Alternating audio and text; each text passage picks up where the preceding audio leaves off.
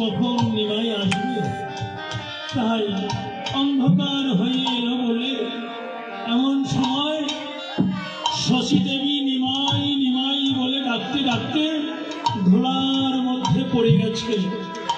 আর রাস্তা দিয়ে কত লোকজন যাওয়া আসা করছে, সবাইকে বলছে, ওগো তোমরা কি আমার নিমাইকে দেখেছ?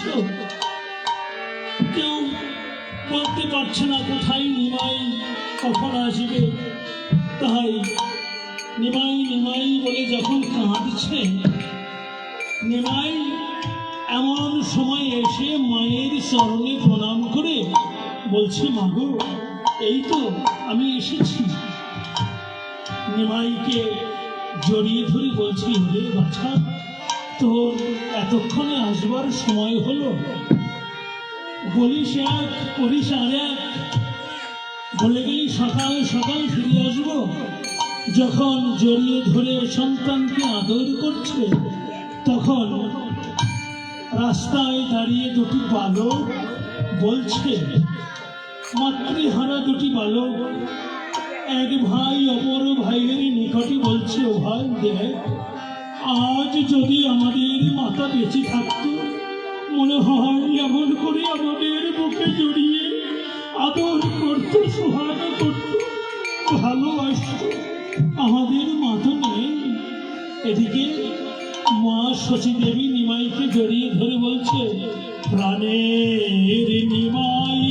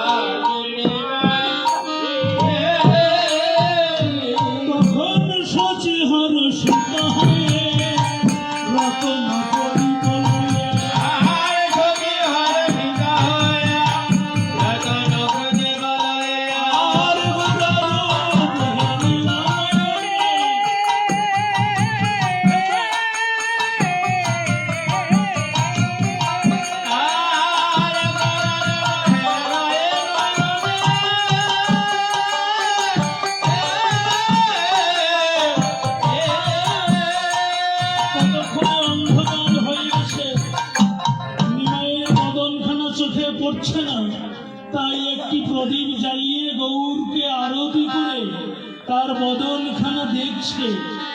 দেখে বলছে নিতাইকে ডেকে, নিতাই, আমার এমন সোনার বরণ গৌরের অঙ্গে নিষ্ঠুরের মতো কে ধুলো দিয়েছে বল?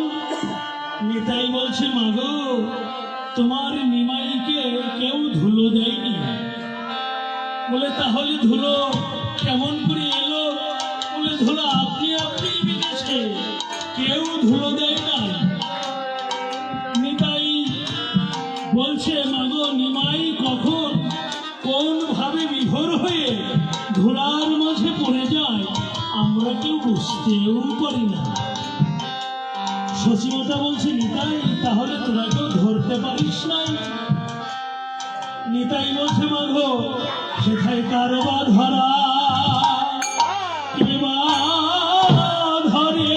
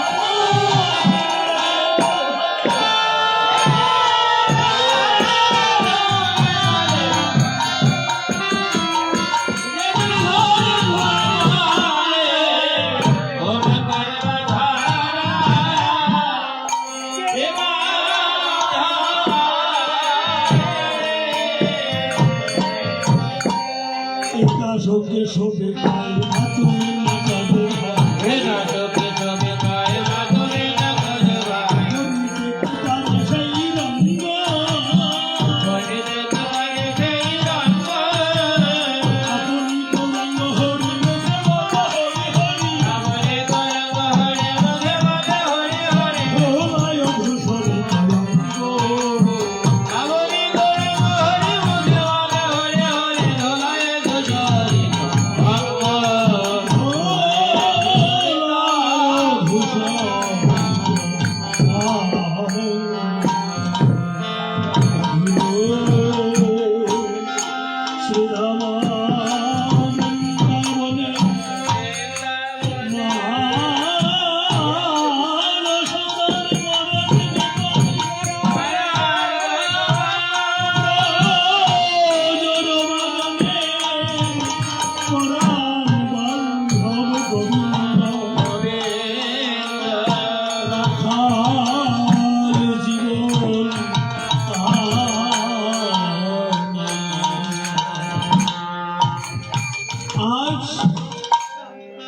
কানাই মাঠের এক পাশে বসে রাধারানীর বদন ধ্যান করছে।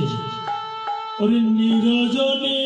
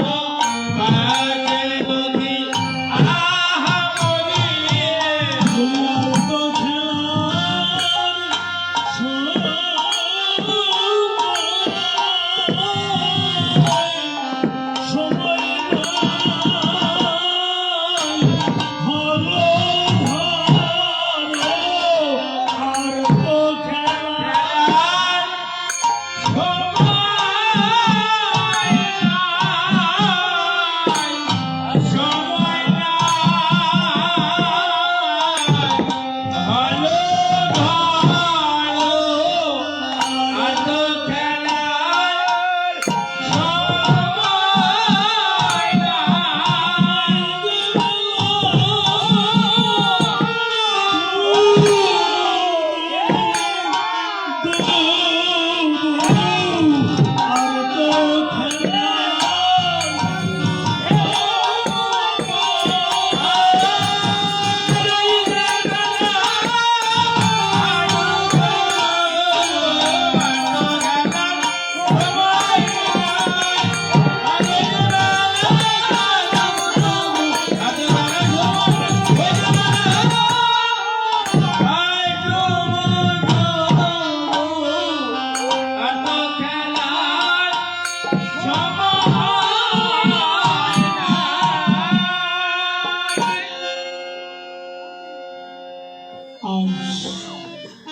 সুধাম বৃন্দাবনে রাখাল বালকগণ এক পাশে খেলা করছে, আর কানাই এক পাশে বসে ভাবনার মূর্তিখানা ভাবছে।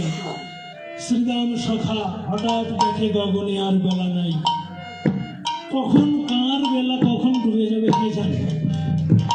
শ্রীরাম পদকর্তা বলেছেন বেলা অবসান, কোন বেলার কথা বলেছেন? আমরা সাধারণ পূর্ব আকাশে অরুণোদয় হয়, পশ্চিমে ডুবে যায়, এই বেলার কথা বলা হয় না, জীবন মেলার কথা বলা হয়েছে। কখন কোন সময় কার বেলা ডুবে যাবে কেউ বলতে পারে না। তাই যেমন আজ এখানে একটা শেষ ক্রিয়া হয়েছে, একজনের বেলা ডুবে গেছে, তাই না? সবাই শোকা হতো, তো সবাই সারাদিন পরিশ্রম করেছেন, মনে হচ্ছে হয়তো আমি ভালো গাইতেও পারছি না, একটু আনন্দ বলে কম মনে হচ্ছে, তাই আমার তো শটে সেরে যাচ্ছে। তাহা খেলতে খেলতে বেলা যখন ডুবে গেল, শ্রীরাম বলরামের কাছে এসে বলছে, দাদা গো আর খেলবার সময় নাই, তুমি না মাঠে বলে এসেছো সকাল সকাল ভাইকে নিয়ে ঘরে ফিরে আসবে, চলো যাই, আর দেরি করো না। শ্রীরামের কথা তো শুনতে পাচ্ছে না, বলরাম ধ্যান করছে।